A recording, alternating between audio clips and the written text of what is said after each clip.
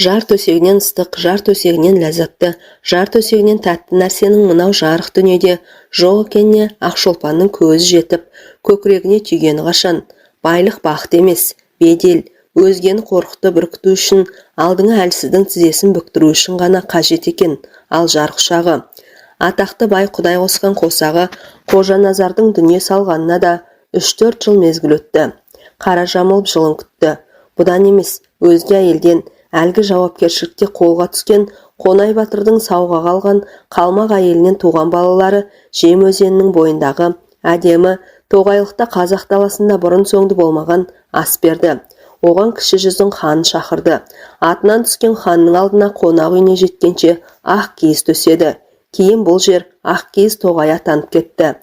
Қайғының қара түнегі иығынан түсіп, жеңілдеген сайын көңілін әлдене арбағандай, әлдене денесін шымшығандай, әлденеге омырауын қытықтағандай болады. Әсіресе күні кеше қайынысы ағаның орнына отырған жеңгеге көрсе келіп кеткелі, Наурыз мерекесі өткелі. Тұла бойы өртеніп барады. Құс төсек құс мамықтан емес, жылқының сабаудай қылынан жасалғандай, тал шыбықтай бұралған дененің тиген жеріне түрпідей тиеді. Бұның тілегені бір нәрсе. Отағасының тамағын сипай, қытықтайтын ұзын тарымы сақалының, қыпша белін екі орап алатын салалы саусақты, ұзын қолдарының орны бөлек екен ғой. Бәрі еске түсіп, Ақшолпанды төсектен атып тұрғызды. Құш жастықты құшақтатып, қайта жатқызды. Жұмсақ жастық оның құшағын толтыра алмай, жұмарланды да қалды. Ызадан есік жаққа лақтырып жіберді. Жігерсіз жасық еркек емес, ызадан қол дір-дір етті. Найза кірпіктер ашылып жабылып, жанаржан жас моншақтар домалады. Ақшолпанның бұл өкпесі кеше келіп кеткен қайнысында болатын. Кейін әже болған кезінде ол қайны мен қайнағалар туралы біреу батыл жетіп көрпемді аша алмайды. Ал қойшы қолаңды үстіме шығаруға қорсындым деп отыратын болды. Иә, кеше қайнысы әлі келген, тұлғалы, ажар көркі бір еркектен кем емес жігіт ағасы. Жеңеше, Наурыздан көрсе келдім деді ол. Жасы өзіне мүшел кіші, Ақшолпанды ата салтымен жеңеше деді. Жеңеше, жай күйін қалай? Қошан батыр өсіп келе жатыр ма? Ағаның қара шаңырағының иесі сол ғой. Әлінің шай қайнатым мен ет пісірім уақыттың ішінде бар айтқан әңгімесі осы болды. Шайды үнсіз сораптады. Бағланның жас етін аузына үнсіз үсті-үстіне тыққыштады. Қолын шайды, тісін шұқды. Сосын, жеңеше, ерте жүріп кетсем, жылқышылар қосында шаруам бар деді де сыртқа шығып кетті. Ақшолпан ойланып қалды. Әмеңгерлік жолмен қалауын сұраса іштей осы қайнысын меншіктеп жүрген, тек үйіндегі шүйке басы долылау. Ақшолпан бір жыныстанбыз ғой, оның да тілін табармын деп ойлаған. Міне, енді сол көңілі құлаған қайнысы жеңгенің оңаша Ақбоз үйіне арнайы атбасын тіреп қонғалы тұр. Демек, оның да көңілінде. Ақшолпан Ақбоз үйдің ішіне екі төсек салды. Бірін кішігірімдеу, қойшы қолаңның төсегіндей жұқалтау етіп төседі. Екіншісін екі кісілік, яғни бұрынғы отағасы бардағы төсектей көз жауын аларлық етіп салды. Не де болса арадағы нәзік жіптің түйілген тұсын Ақшолпанның өзі шешуге ниеттенді. Сырттан үйге кірген әліге қайным деді. Келісіңнің сыр құпиясын әлі ашпадың. Егер қонақ болып келсең, онда қонақ төсегің анау, босаға жақындау салынған жыпыны төсекті нұсқады. Ал ағаңның орнын жоқтатпағалы келсең, төсегің мынау. Ылғи құстың мамығынан ғана жасалған, шайы жібектермен тысталған, қандай еркектің болса да есін алатын оттай ыстық жар төсегін көрсетті. Әлі жеңгесіне қарап қалып еді. Жасы 20-дан енді асқан келіншек қырдың қызыл түлкісіндей құлпырып тұр екен. Дүниеде сірә бұдан асқан сұлу ұрғашы болмас. Жүрегі бүлк етті. Жанарын әлі сұлулық жасқап, өзіне мүшел жас кіші, бірақ қазіргі сәттегі үстемділікті билікті өз қолына алып тұрған келіншекке екінші рет тік қарауға батылы жетпеді. Осы сәт көз алдына үйіндегі бейпіл ауыздау өз қатын елестеген. Осы қылығын сезсе, күнертен оның басы ойраңдалатындай сезінді. Әлінің маңдайынан тер бұрқ етті. Жеңгесінің бұл батыл қылығы оған жуса кетпейтін күнәдай көрінді. Егер қосылсақ болған күннің өзінде де неке суын ішісіп, айда елем алдында жария етіп барып, жар төсегіне жату керек емес пе? Ақшолпан, деді ол, сырт киімін кереге басына іліп жатып. Бүгін мен Қонақ ретінде келдім. Ал мүмкін кейін. Ақшолпан әлінің сөзін аяқтатпай қатқыл үнмен үзіп жіберді. Қонақ болсаң төсегің анау. Өзі сыртқа атып шығып, өксігін баса алмай ағыл-тегіл ұзақ жылады. Тағдырын қарғады, әкесін қарғады. Өз әлін білмей отқа қолын көсеген кәрі қақпас отағасы Қожаназарды қарғады. Өмірді ойыншықтай көріп, бәріне келісім берген өзін қарғады.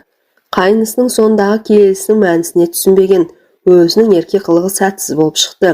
Ақшолпан сол оқиғаны еске алып, әлгі сөзін тағы қайталады. Жігерсіз, жасық еркек емес, түн сылсымы, түн арбауы келіншекті ұйықтатар түрі жоқ.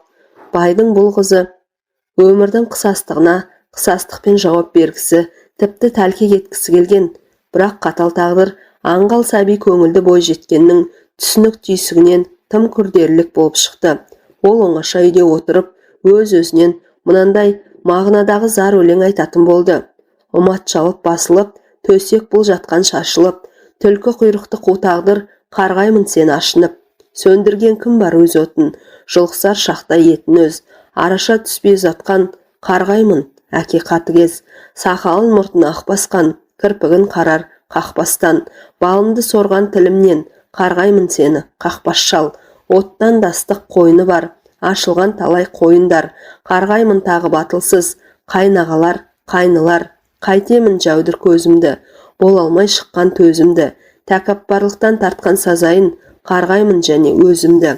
Дүние қоңыз, қуған кіл, шыққандай жаурап судан бір, не жазды мына зарлатқан, тылсымы мол қу тағдыр. Иә, тағдырның бұлай түзілуіне өзі кінәлі. Менің бетіме жан қарай алмайды, айтқаным орындалады дейтін өр көкіректігі түбіне жетті. Олай емес, бәрі де алдамшы жалған екен. Оның есіне Қожаназар байға қалай тоқал болған түсті. Әлім елінің аузынан тастамайтын айдай сұлу Ақшолпаны болатын бұл.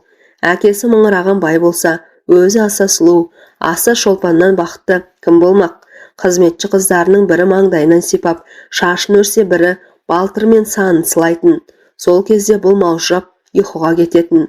Жігіттердің аузында Ақшолпан, жеңгелерінің аузында Еркежан сырғалым болатын. Бірде елінде той болды. Қыз бозбалалар отырған отау әр кезде көңілді, ән күйге бөленбей ме? Ақшолпан қолына домбыра алып, мақпал дауыспен үзілдіріп ән шырқады. Тойшылардың бірі есіктен, бірі іргеден, аттылар жабықтыдан таласа сығалап қалыпты.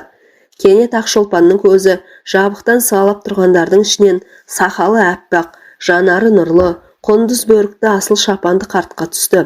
Әлгі паң мінезді қарт Ақшолпанға сүйсіне қарап тұр екен. Манадан бері ту сыртынан оқша қадалған көздің есі осы екен сезгендей. Мына ақшынақ шалғада қыз керек пе деп сыңғырлап күліп еді. Оған сарымайдай дәметкен итім құрсын деп бозбалалардың бәрі қосылып күліп, қолдарын шошайтып, әлгі қызға тесіле қараған қартты мазақ етті. Бірақ Ақшолпан аузынан аңдамай айтылған осы сөздің кейін өзінің бар тағдырын шешерін сол бойда қайдан білсін. Жабықтан сығалап тұрған шал адайдың атақты байы Қожаназар болатын. Өзін құдай санайтын Қожаназарды әлгі сөз қамшымен қақ маңдайдан сарт еткізіп ұрғанмен бірдей болды. Тоты құс торға өзің түстің деді, бай іштей бір мырс етіп. Мына тоты құс кімнің бақшасынан екен, білші деді ол қосшысына қарап. Сөйтті де тойдың соңын күтпей ауылынан жар салып жүре берді. Той иелерінің ішінде абыржу пайда болды. Қожаназар өкпелеп кетіпті. Кімге? Әлімдерге. Неге? Сәлкенбайдың сайқымазақ қызы Ақшынақ шал деп масқаралапты. Ұят болған екен. Әлімдер, енді сендер адайға ат шапан айып төлейсіңдер. Жігітке емес, қыздарыңызға мырзамызды сөккізіп. Қожаназарға да керегі осы қаңқу сөз еді. Келе Сәлкенбайдың ауылына құда аттандырды. Айтқаны, топ ішінде абыройымды төккен қызға көңілім ауды. Шал демесін, аруым деп қадірлеп өтем. Ақшолпанға да Алла адамның осы деп тұспалдаған болар. Әйтпесе сақалыма жабысар жөн жоқ еді. Сәлкен ауылының түндігі құйын соққандай тулады. Қожаназардың қай басынғаны, 80-дегі шалдың дәмесінің зорын, қызымыздың теңі болса бір жөн. Қойыңдар ағайын, қызымыздың өзінен жатқан айдахардың құйрығын басып. Осы кезде Ақшолпан, әке, жатқан айдахардың құйрығын бассам, басымды бәйгіге өзім тігейін. Бай мал жанды келеді, оны малмен қаштырарлық. Әрі қанша бай болса да тауып бере алмайтын қалың сұраңыз. Қалың малым анау болсын. Қожаназардың жасы 80-де ғой. Бір өңнен шашасы, ақ алаяқ 80 күрең, құнажым байтал 800, ақ сарбас марқа 40, алмас өркеш ақ тайлақ. Қандай байдан да бірінен бір айнымайтын бұндай төл түрі табылмайтын. Қыз байламын естіген құдалар елге шапты. Қожаназар жылқышылы Еспердіні қойшысымен түйешін шақыртып алды. Әке деді Есперді, алаяқ шашасы ақ күрең 80 байталды бір айғырдың үйірінен ақ тауып берем. Байеке деді қойшы, 800 ақсарбаз марқаңыз анау бөлек жатқан отар. Қожеке деді, байдың өзімен тұстас түйеші, алмас өркеш 40 ақтайлық Қожаназардың келесінен табылмағанда қайдан табылады. Бірақ кәр тарлан айғырау, осы жол үйірге түспей-ақ қойсан қайтеді. Онсыз да әйелмен баладан кенде емессің ғой. Ақшолпанның қалың малы сол бойда Сәлкен байдың ауылына айдалды. Қожаназар байлығымен жеңіп кетті. Жылқысы да, қойы да, түйесі де асыл тұқымды болып шықты. Жас ару аузынан жазды. Сөйтіп Қожаназарға тоқалдыққа келді. Алғашқы түні отағасы ыстық көрпені ашып, Шолпанжан, кәрі деме, жаным жас, көңіліммен маған берілсең, айтқаным екетілмейді.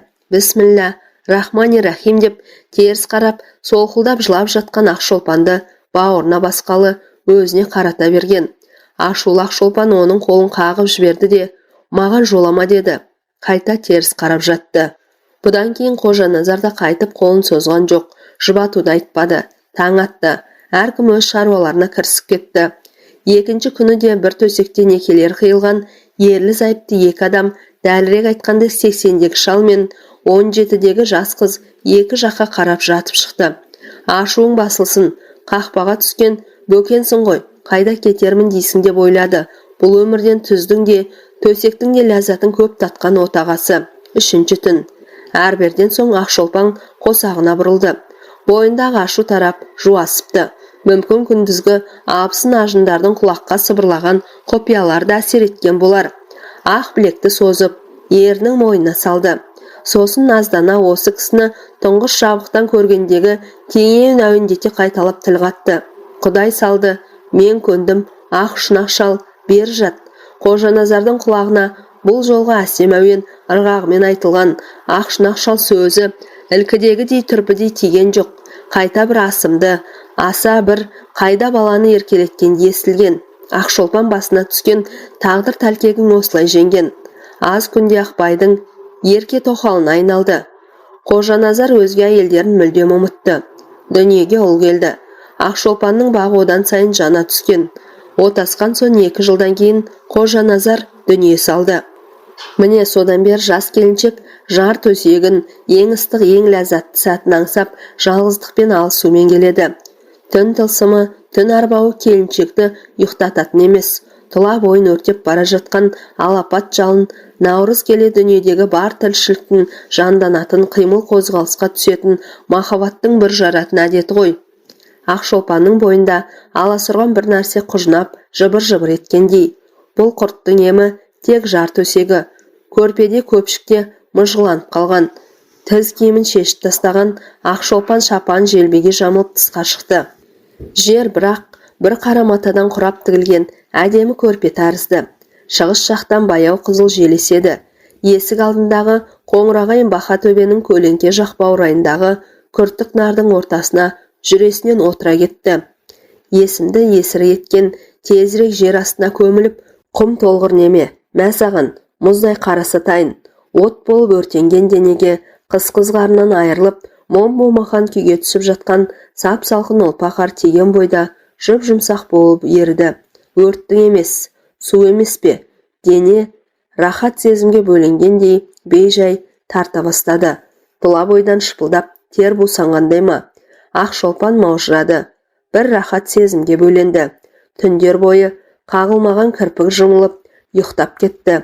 Келіншек оянып кеткенде таң рауандап келе жатты. Тұла бойы жеп-жеңіл. Манағы өрттің жыбырлаған құрт құмырсқасының бірі жоқ. Су сепкен тозаңдай басылған. Келіншек өз-өзінен таң қалды. Тіпті не болған, бұл жерге қалай келгенін, не күй кешкен есіне түсіргелі біраз тұрды. Ақшолпан содан кейін түнгі жар төсегі ләззаттың аңсаған сезім арналасынан бір жолата құтылды. Пенделіктен, нәпсі құмарлықпен ісі жоқ, сол елдің ақ жаулықты әжесі болды. Оның алдынан қайны да, қайнаға да, абысын ажын да, келін қыз да кесе көлденең өтпеді. Ақшолпан қыздай қосылған қосағы Қожаназарға адал күйінде дүниеден өтті. Әңгіменің соңы.